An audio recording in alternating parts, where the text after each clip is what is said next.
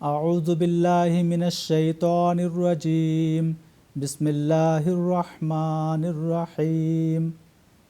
ప్రస్తుతం కొందరు అహ్మదీయేతర ఉలమాలు అహ్మదీయ జమాత్ హజరత్ ముహమ్మద్ సల్లల్లాహు అలైహి వసల్లంను ఖాతమున్ నబియ్యీన్గా విశ్వసించదని, ఖత్మె నబువ్వత్ను నిరాకరిస్తుందని దుష్ప్రచారం చేస్తున్నారు.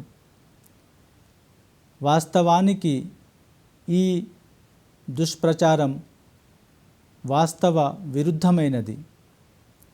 హజరత్ ముహమ్మద్ ముస్తఫా సల్లల్లాహు అలైహి వసల్లం ఖాతమున్ నబియ్యీన్ అనగా సర్వోత్తమ ప్రవక్త, ప్రవక్తల నాయకులు. ప్రవక్తృత్వ విశిష్టతలన్నీ వారిలో సమకూర్చబడినవి. వారిని అనుసరించని వ్యక్తి అల్లాహ్ తాలాతో సంభాషించే అవకాశం లేదు.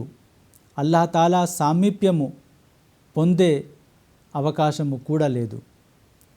కానీ హజరత్ ముహమ్మద్ ముస్తఫా సల్లల్లాహు అలైహి వసల్లం తర్వాత ఇస్లాం సందేశాన్ని ప్రపంచ నలుమూలలకు అందించుటకు, పవిత్ర ఖురాన్ గొప్పతనాన్ని చాటి చెప్పుటకు, ఇస్లాం విజయంకు పాల్పడే వ్యక్తి ఒక ప్రవక్త రూపంలో అవతరించే అవకాశం ఉన్నది. అతడు హజరత్ ముహమ్మద్ ముస్తఫా సల్లల్లాహు అలైహి వసల్లం అనుసరునిగా రావలసిన అవసరం ఉన్నది. ఇదే విషయాన్ని పవిత్ర ఖురాన్లో అల్లాహ్ తాలా అనేక చోట్ల వివరించాడు. ఆల ఇమ్రాన్ సూక్తి 82లో అల్లాహ్ తాలా ప్రవక్తలతో ఒక వాగ్దానము తీసుకున్నాడు. అనగా ఎప్పుడైనా ప్రవక్త వచ్చినప్పుడు మీరు అతన్ని విశ్వసించి అతనికి సహకరించవలెను. ఇదే వాగ్దానము అల్లాహ్ తాలా అల్ అహ్జాబ్ అధ్యాయపు 8వ సూక్తిలో కూడా హజరత్ ముహమ్మద్ ముస్తఫా సల్లల్లాహు అలైహి వసల్లంతో తీసుకున్నాడు. వైజ్ అఖజ్నా మినన్నబియీన మీసాకహుం వ మిన్కా. మేము ఈ ప్రవక్తల వాగ్దానము నీతో కూడా తీసుకున్నామని ఈ సూక్తిలో అల్లాహ్ తాలా స్పష్టంగా తెలిపినాడు. అందుకే హజరత్ ముహమ్మద్ ముస్తఫా సల్లల్లాహు అలైహి వసల్లం తన తర్వాత తన శిష్యుడు అవతరించి ఇస్లాం యొక్క సందేశాన్ని ప్రజలకు అందిస్తాడని, ఇస్లాం విజయానికి కృషి చేస్తాడని భవిష్యవాణి చేశారు. ఒక సందర్భమున హజరత్ ముహమ్మద్ సల్లల్లాహు అలైహి వసల్లం ఇట్లు తెలిపినారు: అబూ బకరిన్ ఖైరున్నాసి బాది ఇల్లా అన్ యకూన నబియ్యున్. అనగా నా సమాజములో నా తర్వాత ఒక ప్రవక్త అవతరించని ఎడల అబూబకర్ ఉత్తముడని వారు తెలిపారు. మరో హదీసులో లవ్ ఆషా లకాన సిద్దీకన్ నబియ్య, అనగా ఇబ్రాహీం బ్రతికి ఉండినచో అతడు సత్యమైన ప్రవక్త అయ్యేవాడు అని కూడా హజరత్ ముహమ్మద్ సల్లల్లాహు అలైహి వసల్లం తెలిపారు. ఇది ఇబ్నె మాజాలోని ఒక హదీస్.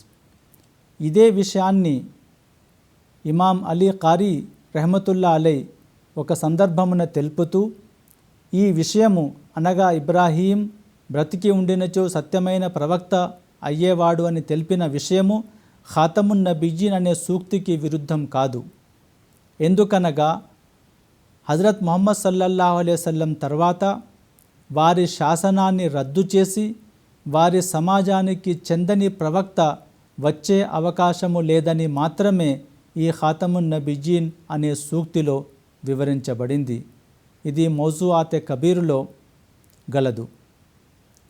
ఇదే విషయాన్ని హజరత్ ఆయిషా సిద్దీకా రజల్లాహు తాలా అన్హా కూడా తెలుపుతూ లా నబియ్య బాది అనే భావాన్ని ఇట్లు వారు వివరించారు: కూలు ఇన్నహు ఖాతముల్ అంబియాయి వలా తకూలు లా నబియ్య బాదహు.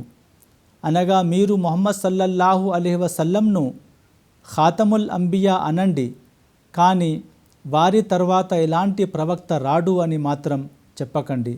ఇది మజ్మౌల్ బహార్లోని హదీస్. కావున హజరత్ ముహమ్మద్ ముస్తఫా సల్లల్లాహు అలైహి వసల్లం తర్వాత వారి శిష్యుడు అవతరించి వారి యొక్క వైభవాన్ని, వారి యొక్క సత్యాన్ని ప్రపంచానికి చాటి చెప్పే అవకాశం ఉన్నది.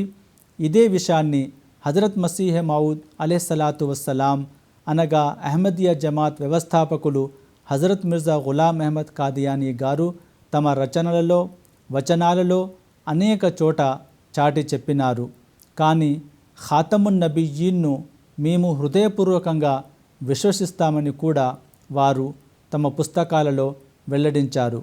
కావున ముస్లిం సోదరులు అహ్మదియా జమాత్ యొక్క పుస్తకాలను చదివి వాస్తవాన్ని తెలుసుకొని అల్లాహ్ దుఆ చేస్తూ సన్మార్గము పొందుటకు ప్రయత్నించాలని విజ్ఞప్తి చేస్తున్నాము.